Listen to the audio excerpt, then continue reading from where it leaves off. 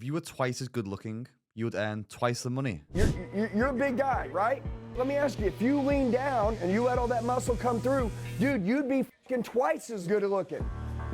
You'd be making twice the money. So this is a video by Andy Elliott. I didn't really know who Andy Elliott was, to be honest, before I saw this video. He broke the record in the US for the most money made as a car salesman at $715,000 in 1 year. Beyond sales, Andy is known for his maintaining high levels of fitness in his 40s. I've seen a couple of videos of Andy, some of them very, very controversial. I think that's kind of his message, is the sort of watered down, not sparkling, tape vibes. And you know what? I kind of agree with him here. It's sort of that thing of, well, if you pull up your pants, if you comb your hair, if you have a shave, if you do your bed in the morning, if you stand up straight, that common logic will lead to a better quality of life. And I've said this before, the majority of people will be better off if they lost weight in some physical or mental or health perspective way. Do I think that he is an absolute wankshaft? Yes. Do I think that the way that he delivers his message is probably overly aggressive? Again, yes. But in a modern era of the internet where incorrect or false facts and over-the-top opinions create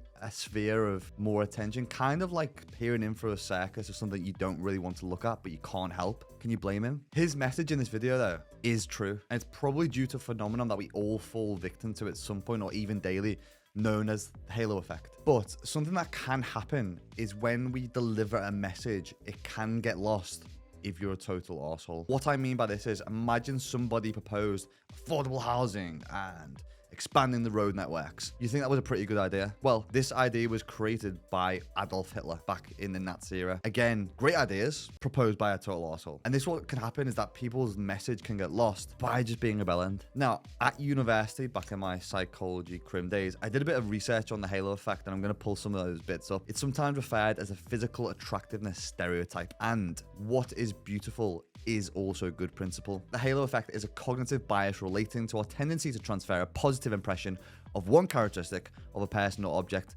to their other features.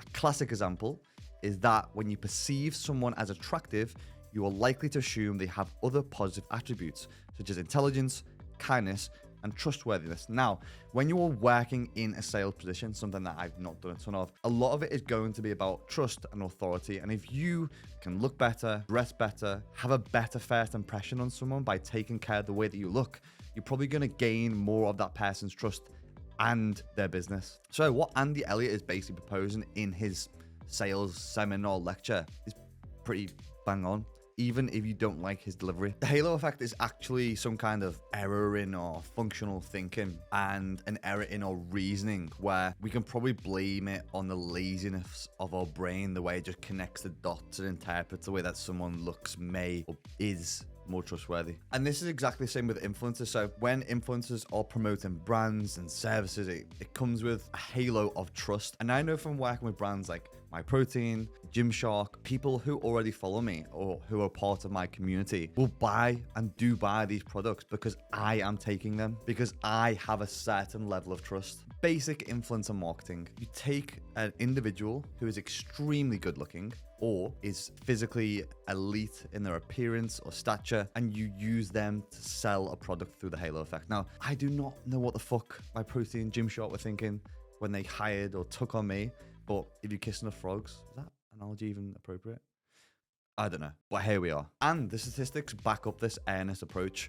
So according to a recent study, 4 out of 10 millennials believe their favorite influencers understood them better than their own friends and family. The global influencer market is also estimated to have doubled since 2019 and is estimated at a record of $21.1 billion in its worth. And this, by the way, does not mean that influencers, people who maybe are deemed in opinion below average in terms of attractiveness, don't do well in influencer marketing, because you'll see some people who will punch through the social norms and push back against a lot of these stereotypical cultural creations, and that is their own niche in itself. Like body positivity, bullshit. because of that. But what we are talking about here is more averages, not one-offs. And the fact of the matter is that if you had a shave, if you lost more weight, if you stood up a little bit taller, if you changed your pants and wore a smarter shirt, if you took care of yourself and became more desirable, then you may make more money. And this could even be a factor that's indirectly correlated to the fact that you would feel a little better, you would have higher self-esteem, higher self-confidence, higher energy, a better work rate from working out. Now, I also want to jump into the comments of this video, and some people will call it hard truth, tough love, whatever it may be. But so someone here has wrote, public abuse and shaming someone's body and calling them lazy does not make people succeed. Shame on Andy. This is gross. Andy's not attractive. Not everyone finds steroids a good look. So obviously Andy's a jack guy, but I agree. I don't think we know that fat shaming doesn't work. Is he fat shaming here? I don't know if he's fat shaming by saying you could be better. I think saying to a guy, you are a fat pile of shit and this is the reason you make no money is different to saying you're in shape, but if you got in better shape, you would earn more money. I think they're two different things. So public shaming, no. Fat shaming, no. I think Andy's message, borderline. And then the thing is, this is because it's embarrassing for people. And I believe embarrassment in general is a very funny emotion. We get embarrassed not to do things. Embarrassment stops us from doing things. Embarrassment stops us from continuing to do things because we are fearful of being shamed by people either one, we don't know, two, we don't give a shit about, or three, in 100 years time are going to be dead anyway.